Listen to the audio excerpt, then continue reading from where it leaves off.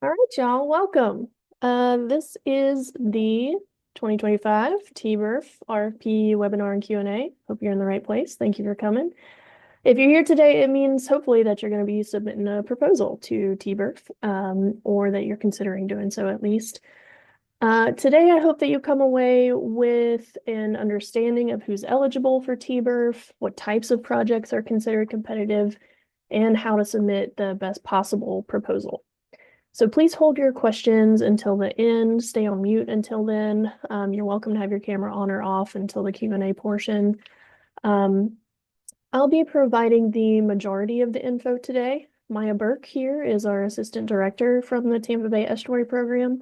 I guess I should introduce myself as well. I'm Jessica Lewis from the Tampa Bay Estuary Program. I'm the community projects manager. And let me see, is Karen here yet? I'm gonna let Karen introduce herself if she is. Don't think I see her quite yet. Karen Estella Smith should be joining us from I'm Restore here. America's. Oh, you are here? Cool. Yeah. Yeah, Yeah. welcome. You want to introduce yourself real quick? Yeah, sure. Hi, everybody. I'm Karen Estella Smith. I've been with Restore America's Estuaries for a little over a year now, and we're really pleased to continue this relationship with the Tampa Bay Estuaries Program and TBERF. Please feel free to reach out to me with any questions. I am a little new to this project, so I'm still learning, but I'm happy to help. And we're just happy that everyone's here and looking forward to working with you. Thanks, Karen. Yeah. So, Tampa Bay Estuary Program and Restore America's Estuaries, we co-manage the TBERF project together. And I'll say TBERF instead of Tampa Bay Environmental Restoration Fund, just as a heads up to save everyone that headache. So Karen, either Karen or I will be the liaison for projects that are eventually awarded. Thank you, Karen. Okay, let's do it. All right, this is our agenda today. We should have 20 or 30 minutes towards the end for questions and answers. You're welcome to throw questions into the chat as we go through this, or just jot them down and come off mute at the end and let us know what they are. Eligibility evaluation criteria, timeline, how to apply, pretty basic stuff, but hopefully at each level we'll give you a little bit of insight to make your application that much better. So all of the documents or publications that I'll refer to today can be found on the Estuary Program website. Maya will throw the TBERF link, if you don't mind, into the chat, just so if you haven't had a chance to check that out, you know where to go. Feel free to reference those materials as we're moving through this. First, for some background on TBERF. This is a public-private partnership, as I mentioned, co-managed between us and Ray.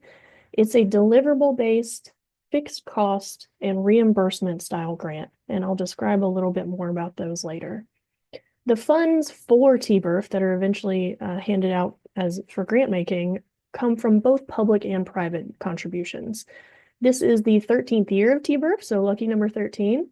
We have so far about over $9 million have been competitively awarded to projects within the watershed, and about $700,000 will be made available to support 2025 TBERF projects. We made some changes to the submission process about 2 years ago. So if you've applied to TBERF in the past, but you haven't in the last couple of years, you may notice some differences. So keep those in mind. Keep that lens in mind as we're going through this. The current proposal format includes a narrative scope of work to demonstrate that proposals have been really well thought out. They have a clear and actionable path forward if they are awarded. There is a budget worksheet that should demonstrate how funds would be used throughout the life of the project. And we'll look at both of those documents in detail today. For now, note that these are the sort of foundational portions or documents for your proposal. And keep in mind that your proposal, once you're ready to submit it, it's going to be submitted electronically via a portal that we'll talk about too. Most TBERF projects last for 2 or 3 years and fall into one of 4 categories: on the ground habitat restoration or conceptual planning, water quality improvement, research and monitoring that has a clear application for resource managers in the region, or evidence-based social marketing campaigns to encourage pro-environmental behaviors or change behaviors within the community. Habitat restoration and water quality improvement really are like the meat and potatoes of TBERF. So keep that in mind. That's really the priority for this program.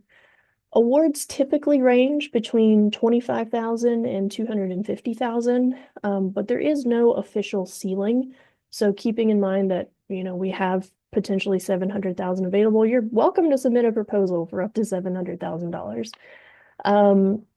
In the past, restoration or construction projects have been funded at levels between about 100,000 and 200,000, while applied research projects have been funded between 50 to 80,000. So as you're thinking about your project and which category this might fall into, that'll be helpful as a frame of reference for what you might expect from TBERF. And all projects must be completed within 3 years of the notice to proceed being issued. Who can apply? So projects must be led by government entities, nonprofit organizations, or academic institutions. Private consultants and individuals cannot apply to TBERF as a lead organization, but you are encouraged to partner with eligible organizations as members of the project team. There's no restriction on who can be on the project team, and later you'll learn that a diverse set of team members is really like a check in the pro column for your proposal.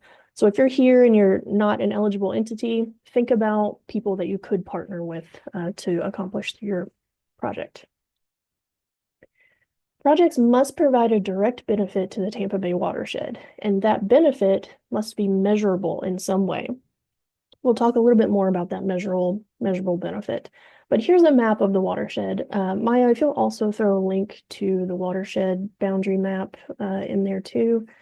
If you're a potential applicant and you're looking at this boundary and you're like, wait a second, I'm like right outside of the boundary. Does that mean I'm not eligible? That doesn't necessarily mean that you're ineligible because your office isn't in the boundary. So if you are unsure, reach out to me. We'll figure it out together. But the main thing to take away from this is that all projects have to provide a direct benefit to the Tampa Bay watershed.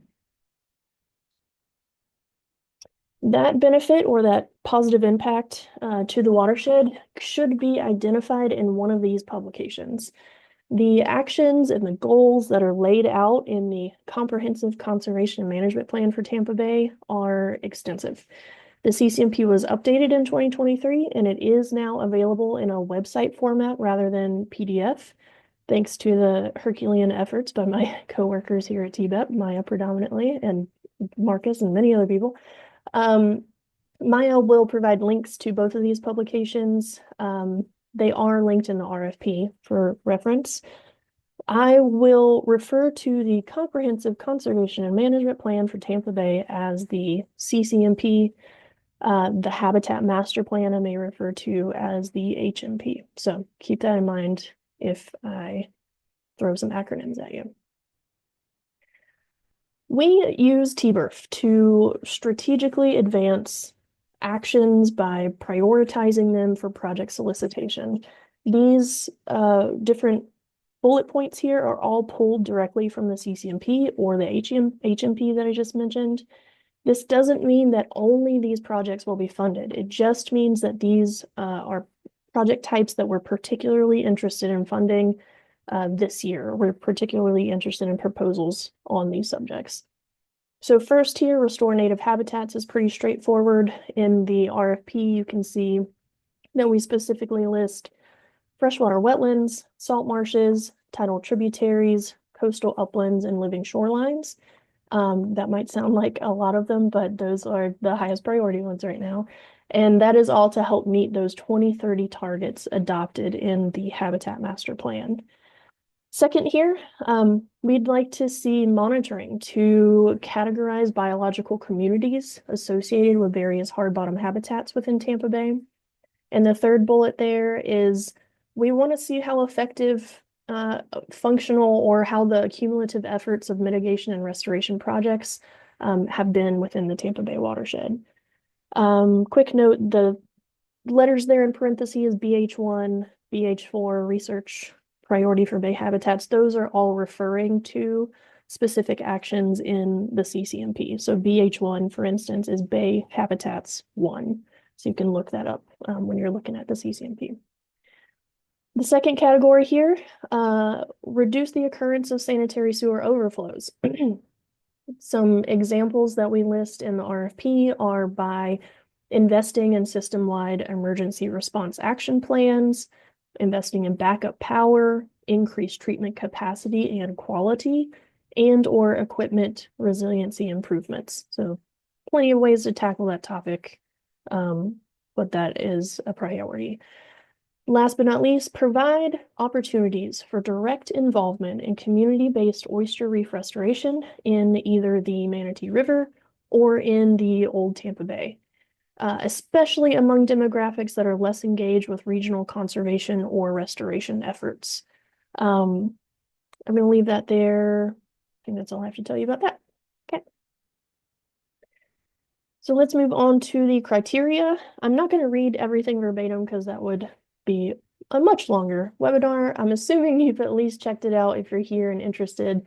So you're welcome to pull up the RFP and check it out as we're going through it together. First, the project approach. This is the most valuable scoring section. And what we're looking for is, what is your project? What are you proposing? How will the work be carried out and by whom? Does the proposal address all the eligibility criteria? Is the intent, the implementation, the activities, the final products, are the outcomes clearly defined and detailed? Remember that TBERF is a deliverable-based grant. So what will be the specific benefits to the watershed? How will you measure those benefits? And what are the deliverables that will demonstrate that you've met that benefit that you said you would provide? The project approach will mostly be demonstrated through the scope of work and the information included in your submission form, and we'll look at those templates in an example in a moment. Also keep in mind that the estuary program's been around for over 30 years. We've funded restoration, research, and education throughout that time. The best proposals will demonstrate familiarity with the relevant tools, the research, and the projects that both us and our partners have supported or led in the past. So your approach should address priorities throughout the region, as well as something that's really important to us at the estuary program, which is an open science sort of ethos, in incorporating that into your work, as well as engaging the community. I'll talk about open science in just a minute if you're not familiar with that. And then last but not least, of course, relate your work to the CCMP and the HMP, like literally, like put that BH1 where it's appropriate in your proposal. The budget worksheet is another very important part of your proposal. Remember that TBERF is a fixed cost, reimbursable style grant. So does the budget for each phase in your project does it make sense for when you'll need TBERF funding to be reimbursed?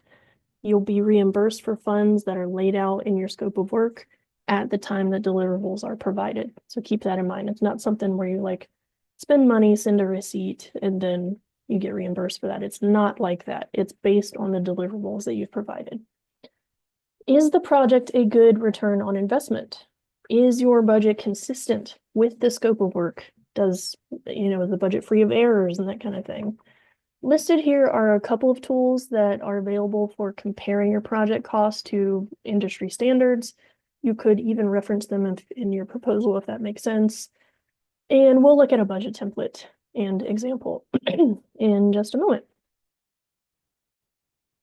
Your project team should include experts who are capable of completing the proposed task.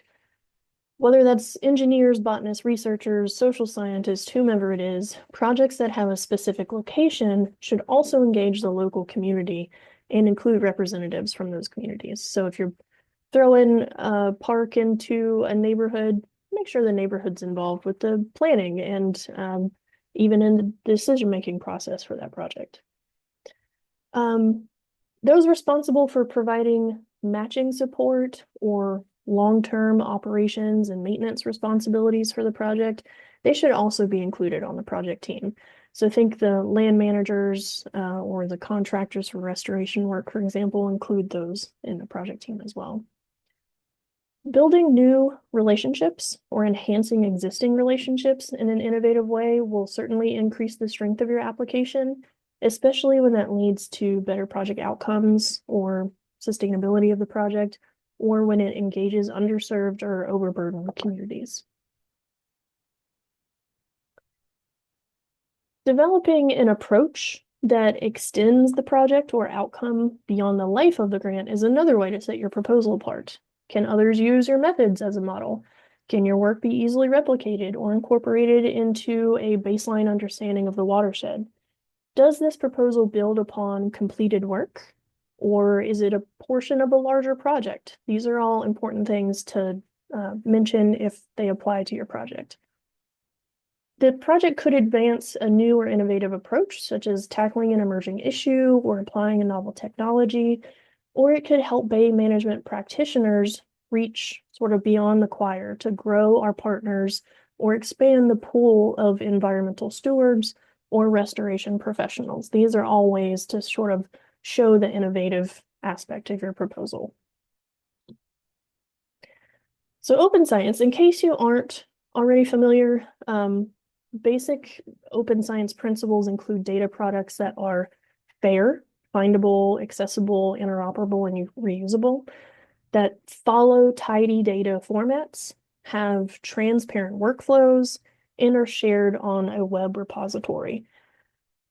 Maybe some of that means something to you, maybe it doesn't mean anything to you, but lucky for you, there's a really handy SOP, and I really encourage you to review this if you're going to have any sort of data collection piece of your project. Some of this language will be incorporated in your contract, and it is required by the estuary program. So it's best to plan for how you're going to adhere to open science principles from the outset. And Maya, if you will put the SOP into the chat, that would be great. It is in the RFP as well, so it's linked there. The timeline. So this is what it will look like for the next 3 years. March 12th, proposals are due by 5 p.m. In April, we may issue a request for additional information for some projects, not all of them. In June, projects are awarded. They go before the Tampa Bay Estuary Program Policy Board for approval. And then throughout the summer and by this fall, contracts should be executed and projects will get started.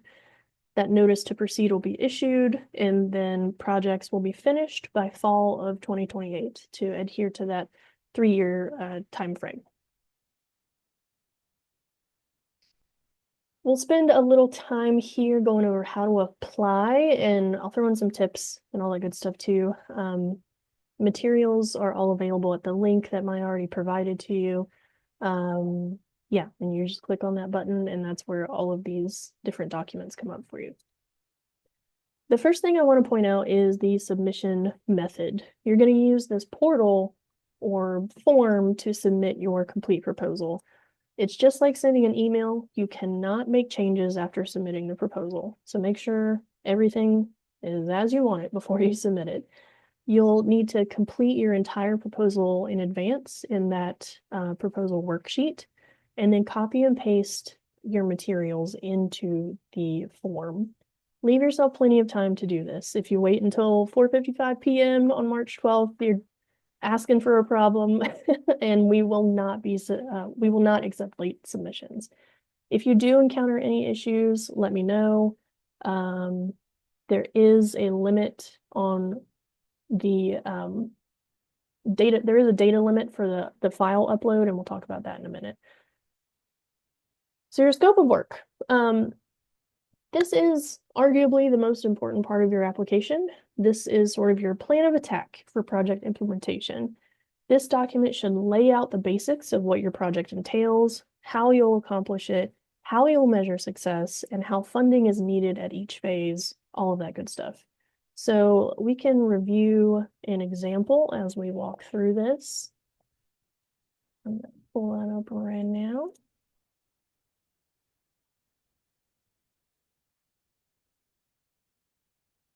Mhm. Yeah, okay.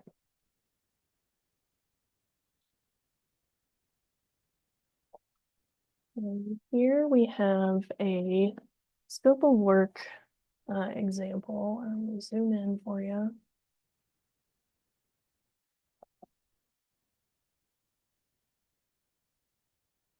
So your project summary is just a really brief synopsis. There's nothing here because this is an example, but limit it to about 500 words. That's um, just a recommendation. Uh, this is where you're going to lay out your goals. You can basically use a beefed up version of your abstract here as under your project summary. The plan will be laid out in phases. So you can see phase 1 here, phase 2 down here, that kind of thing. And I'm messing up my own document as I go. Great. Um, what is the flow of your project over the 3-year maximum timeline? For a restoration project, the first phase may be data collection, planning, permitting, or community outreach. The second phase may be construction or installation. The third phase may be monitoring and assessment. The scope can have between 1 and 6 phases for that 3-year maximum time frame. So that's what I mean by figure out when you need to be reimbursed, because reimbursement only occurs once the deliverables have been met for that phase of the project. And it will only be, it will have to exactly match the TBERF budget that you've laid out in your scope of work. What would be the quantifiable benefit to the environment, to the resource, or to the community for each of these phases? How are you going to measure it? At least one measurable benefit is required for each phase. An example here is exotic vegetation removal and native plant installation on 20 acres of upland habitat. That's a pretty specific measurable benefit. It's measurable, it is a benefit. And the way you show that is with these deliverables, before, during, and after photos, as-built drawings, that kind of thing. So I've got a bunch of those examples laid out in the RFP information. You're not limited to those. Those are just examples to sort of show you what we're looking for. Each phase should detail the timeline, the budget, the TBERF budget, and the match budget, measurable benefits, deliverables, and adequate details for that phase description here in your scope of work. As I mentioned, TBERF is fixed cost, deliverable based, reimbursement type award, meaning that payments occur when these deliverables are provided by you and approved by either me or Karen as the TBERF project managers. And the payment will be identical to the TBERF budget that you've outlined. So think about what you'll need to be reimbursed as you're putting this together. That might affect how you structure the phases throughout the project. I find it helpful to summarize everything at the end. Phase 1, budget, timeline. It's not required, but I do think this sort of helps everybody stay on the same page. Okay. So you're still looking at my scope of work, aren't you? Let me share a different screen. We were seeing your slides. Oh, you were seeing my slides? It's okay. Okay, great. Well, here is benefits, measurable benefits versus deliverables. Hopefully that's what you're seeing now. Great, okay. Like I mentioned, there's a bunch of examples laid out in the RFP information document. We'll just go over a few here. So each phase should identify that benefit with a quantitative performance metric that'll be tracked and measured to evaluate the success of your project. So examples include, like I mentioned earlier, 200 acres of forested wetland habitat restored. How are you going to show that you met that benefit? You're going to have permits, you're going to have as-built plans, before and after photos, an assessment report. It doesn't necessarily mean that you have to provide all of those deliverables, but these are examples of deliverables for that benefit. Maybe the benefit is installation of 10 stormwater BMPs. Again, deliverables could include as-built plans, photos, statement of nutrient load reduction. Other options exist as well, of course. Perhaps the benefit is for public workshops being held where you're gleaning information from the community, sharing information out. You would show that, you would demonstrate that with a deliverable of sign-in sheets of people that attended, with the presentations that were provided, a report of the feedback from the community, an agenda from that meeting, something along those lines. So those are just some examples to keep in mind. Last one here, one sea level rise prediction tool published to an open science repository. So that could include, the deliverables could include source code, DOI link, the marketing and outreach plan, things along those lines. The budget is another key piece of your proposal. So make sure to read the budget worksheet instructions and then complete the budget worksheet. So let's take a look at those, and I'll make sure you can actually see what I'm talking about this time. How about that?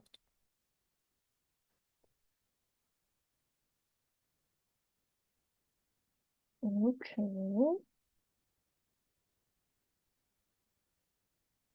Can you see the budget worksheet example? Yes, Karen's nodding. Okay, great. So this is an example. Let's start with a template. Here is a blank template that you'll use. Organize the budget by phase with activities for that phase under each phase. Most activities are going to be contractual out of these options here, which you probably can't see if they're too small, not construction. So probably default to contractual when you're filling this out. Be as descriptive as necessary for the reviewers of your proposal to understand the cost associated with each activity. For all matching funds, make sure to select a match type. Cash, in kind, unrecovered indirect, or land are options. And let's look at this example. Let's look at the good example first. So this is correctly, appropriately laid out by phase. Activities are listed under each phase. So these are all the activities for phase one. The phase totals are summing correctly. The math is mathing like it's supposed to. The expense categories appear to be correct out of the options here. Wherever there are matching funds listed, the match type is also listed, and there's sufficient matching funds meeting that one-to-one requirement. So there's $7,500 overmatch here of what's required. Only allowable expenses are included.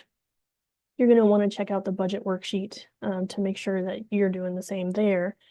Overhead expenses do not exceed 10% of the budget, and you can see that if you add the indirect costs here.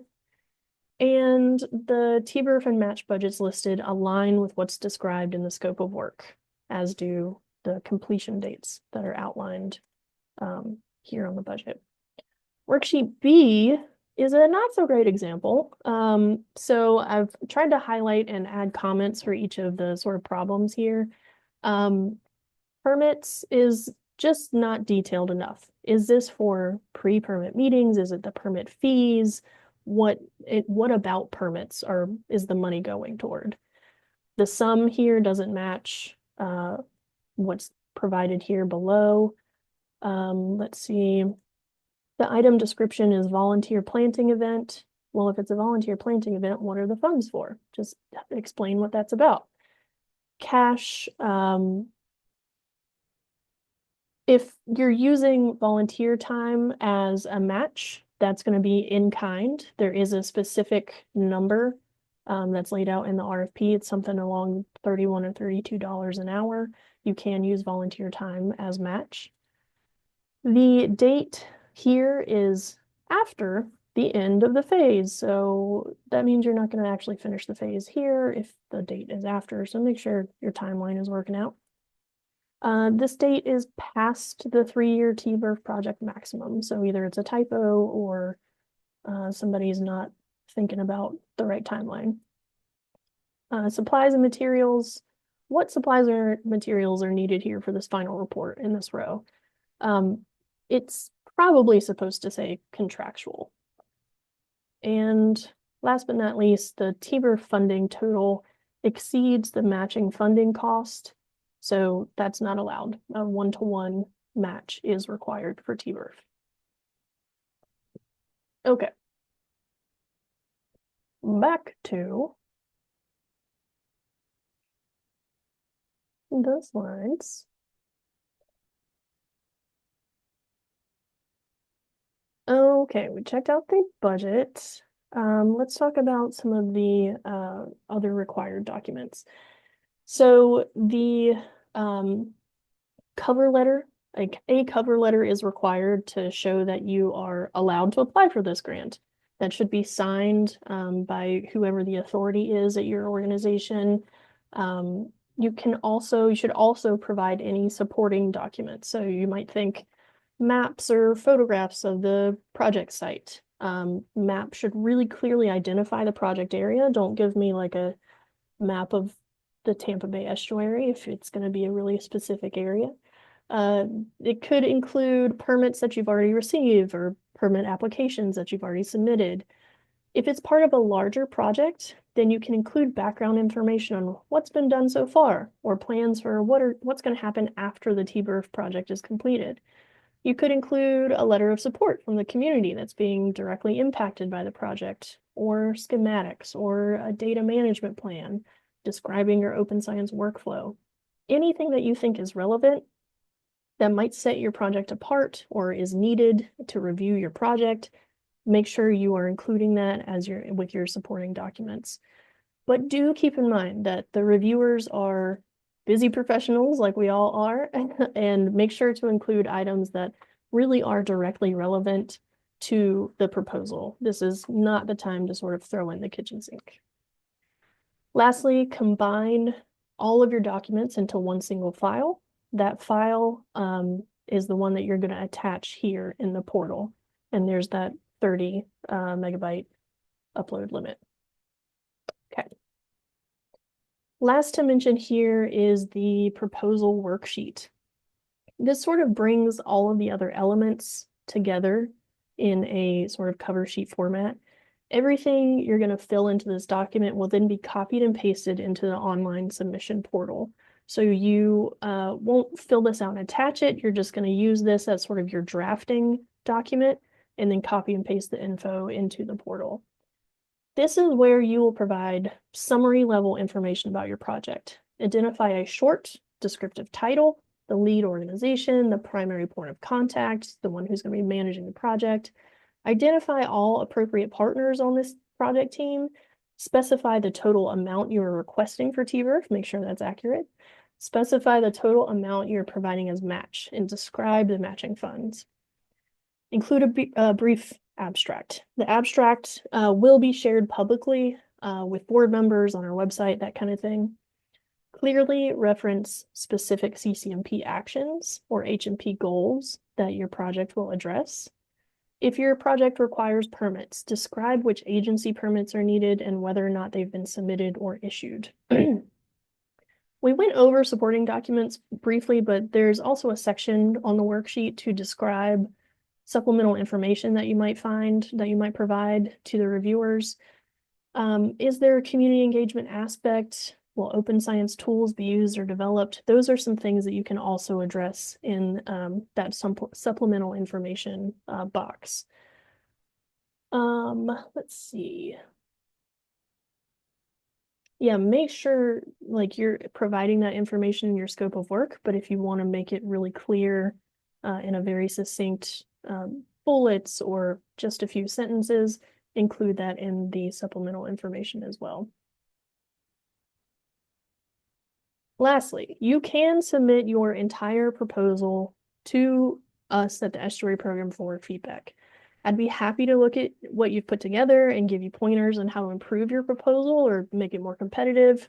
So take advantage of that. If you can get that to me like pretty soon, I'd be happy to look it over and give you feedback.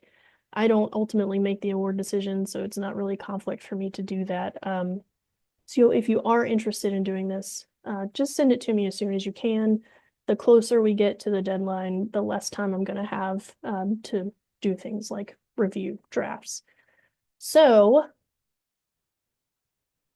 lastly, submit it on time. This, we already talked about it, but make sure to submit in one single PDF document. Use the correct naming convention. Submit it by 5 p.m. on March 12th. You can't fix mistakes after, you can't like edit anything afterwards. So just make sure you're ready to submit it and do it as soon as you can. So that's a lot of information, and I hope you found it helpful. We are at the Q&A portion of the webinar. I did have just a few questions submitted so far, so I'll go ahead and pull those up. As I'm doing that, if you want to throw any additional questions into the chat, please do.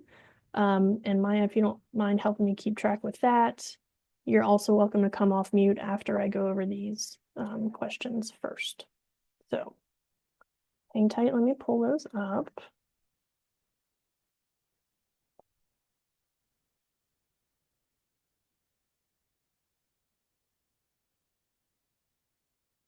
Okay. So just these 3 questions that were submitted. Can federal funds or can funds such as Restore be used to match for TBERF? Yes. Just remember to note the funding type, where it's coming from, list all that information in the match description. You could also include notes about this in your scope of work or in your budget if it makes sense to do that. Is there a word limit for any parts of the proposal? There are, such as with the project abstract, it's 75 words. It's going to let you put in more than 75 words. So I'm just letting you know the limit is 75 words, and we'll make sure it meets that minimum or that maximum before it's passed on to reviewers. For other forms, for other form fields in the portal, there's a 4,000 character limit for any other field. Is a QAP required for projects that include monitoring? No, a QAP specifically is not required, but you could use one as a phased deliverable. If you do have data collection, probably something that we'll want to see as a deliverable is a data management plan. If you are doing monitoring, some sort of monitoring plan, I don't think it has to meet the level of QAP, but obviously including some of that quality assurance throughout your proposal is really helpful too. So we know that you're prepared to do that. Okay, I'm gonna stop talking for 2 whole seconds and let y'all fire away. I see there's some stuff in the chat. Where should we start? Would you like me to read the first question that came in? Sure. So the first question was, what is accepted as in-kind match? So in-kind could be any sort of service that's provided, or it could be volunteer time is one example. It could be if a contractor, for example, is providing their services and you're not having to pay for it, that could be in kind as well. What are some other examples, Maya? I think those are the most common. Yes.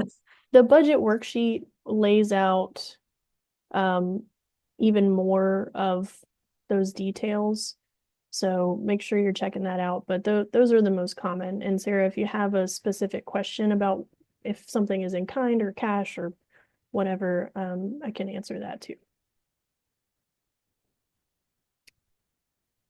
Melissa, oh, go ahead. The next question is, may we get feedback or scoring for past RFPs submitted? And I'm not sure if this is in response to a specific proposal that was already submitted, or if you're asking for feedback from other people's proposals.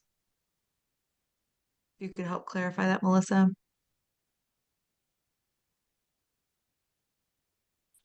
Sorry, yes, it was a proposal that was sent earlier this year. I think it was last month. Yeah. So submitted for the 2024 TBERF RFP. Um, it was a graphic design RFP. I see. So It was in for response to that, Abby. right. The answer is probably. I am not in charge of that RFP. So, that is something, that you can definitely reach out for about that specifically. But in general, yes, we're usually pretty happy to share feedback on, uh, RFPs that are proposals that are reviewed through RFP. Okay, thank you. I do want to clarify that this webinar is specifically about the Tampa Bay Environmental Restoration Fund. And so for other requests for proposal processes, Jessica is not going to be the contact for those. So please don't reach out to her about those kinds of things. If you are looking for feedback on a specific prior proposal, you can reach out to me instead, and I'll put my email in the chat. So the next question is whether or not reviewer comments are provided to all proposals and applicants. So if they will be, if there'll be a collated version, so they'll be anonymized, and provided to applicants who don't receive an award. If you want that feedback from the reviewers and you did receive an award, certainly could do that. And sometimes we incorporate feedback from the review team into the contract or scope of work that does move forward. But the answer is yes, we will provide information about why the project wasn't selected. It's pretty basic when I send it to you initially, and then I offer a follow-up meeting of some sort to talk about some of those details and opportunities to make updates for a future application. The next question is about matching again. It's whether or not a reduction of cost can be used as an in-kind match. I am not sure what that means. Reduction of cost be used as in-kind match. So I think the Noah might be cost of- asking if a vendor provides a discount, if that value could be quantified and then counted as match. And I think that the answer is yes, you would just need documentation to that effect. The next question is whether or not basic science projects have been funded in the past. We do fund science projects. I'm not quite sure what you mean by basic science projects. Let like me pure wade research? in then. Okay, sure. Go ahead. So we are not an organization that funds basic science like an organization like NSF or something like that does. We fund applied research projects. So if your science project has a specific application for the resource management community, then we're happy to entertain that. But if you're just answering, general questions about how something works or different kinds of biological relationships, whatever that might be, this is not that the type of program that kind of research would be competitive for at all. And Kirsty, I don't know if you have more specifics that you want to offer to kind of see if the type of project that you might be considering is something that we would think of as applied research or not. Sure. Yeah, I'd love to reach out and take advantage of the offer to kind of pre-review proposals from the Tampa Bay Estuary Program staff. So maybe we could send over like a quick description of what we would like to propose, and if it's it's a no, then we save everyone some time. Sure. Thank you. Priscilla is identifying as a community member and wondering if it'd be best to ask her city government to submit the proposal or a nonprofit organization, and which would be better. I don't think I mean, the better is very dependent on the project. If, for instance, the nonprofit is going to be carrying out the work, they would probably be the lead on that. You would want to make sure that the city or the government entity is going to provide a letter of support, especially if it's on city property, that kind of thing. So it's really project specific. There's no better applicant type. It's more about the project team, who's going to be managing the project and carrying out the work. That's really who should be sort of in charge of the TBERF project. And do I have a rough deadline for draft proposals to be reviewed? I will give you a rough deadline, Noah. I will say February 24th. If you get a draft to me by then, I'll make sure to get you some feedback ahead of the deadline. Submitted after that, I'll do my best. Kirsty's asking if there's a place where she can read the abstracts of previously funded projects. Yes, if you go to the TBERF website, it's linked in that first paragraph that says check out previously awarded projects, and there's the project manager entity description, how much they were awarded, and there is a map as well on the website that sort of shows where some of those projects have taken place. That looks like it in the chat. Does anyone have additional questions you want to voice? Hi, Noah here. Sorry, I figured this might be easier than typing it out. Yeah. For the budget worksheet portion of it, because all this is done prior to the actual spending of anything, if you are off by like a few dollars here and there, you actually run below budget. What do you do with the excess funds? Is there any modifications to the budget that you can make once the proposal is submitted? Not necessarily asking for more, but to return some of those funds? Well, as long as the deliverables are being met, and one of the deliverables includes matching funds, then the funds are yours to spend towards the project. So even if it does end up costing $1,000 less than your budget for that phase, that would be reimbursed because you've provided the deliverables that you've met for that project. The balance is like, you don't want to obviously pad the numbers to make money, that's not going to work because it's not going to show a cost-effective project, and that won't be scored very well. But yeah, it's based on the deliverable. So if you're lucky enough to come in under budget and funds can be used for the project in some way, you've met all the deliverables, you've met the matching portion, it would be reimbursed for that phase amount, for that phase TBERF budget. Noah, I just want to add to that, this application is a proposal, and if you're funded, we won't give you more money than what you were funded for, but you will enter a contract negotiation phase with either the estuary program or Restore America's Estuaries, depending on who's managing your project. And you'll have the opportunity to further refine your budget, just not exceeding that amount that you were awarded for at that time. So as the project kind of matures, you'll have that flexibility, and then it's under contract, for a more refined budget. Thank you. Thank you for the clarification.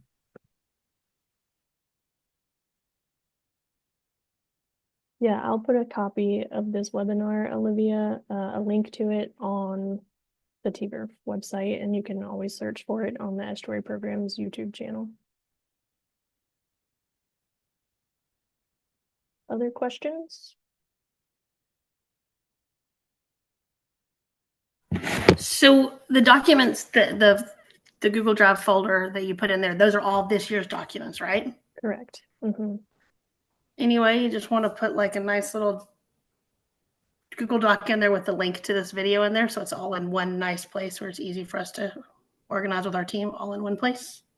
I'm probably not going to update the RFP information just because that's what's been published, but the link to the recording is going to be on the TBERF website, which is the same way that you would access the RFP documents. So if you go to the TBERF website, this should have everything that you need there. All right, thanks, Jen. We won't host the video on Google Drive. It takes up too much space. That's why we store it on YouTube. Link. Okay, thank you. Appreciate it. Yeah. Jessica, you could pop a copy of the presentation in there, though. Yeah, I'll do that. Yep. That's what I was really asking. Thank you. Gotcha.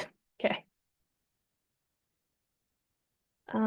Who here is definitely planning on submitting a proposal? You can raise your hand or voice or throw it in chat. Couple, three. Yes, I am, or rather, my school is. Yeah. Sure, got a few of you here. Cool. All right, last call for questions.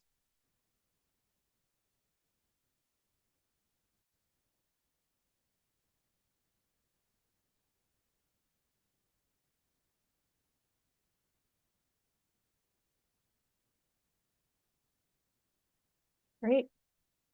Well, Sarah, is your hand raised saying that you were submitting, or do you have a question now? I'm not sure if you.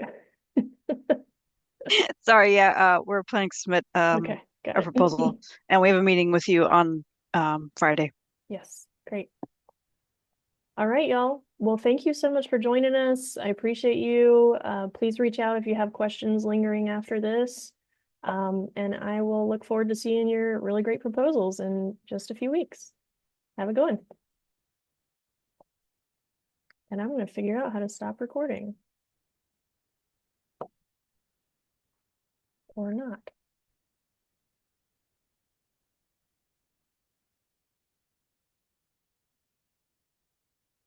I don't know.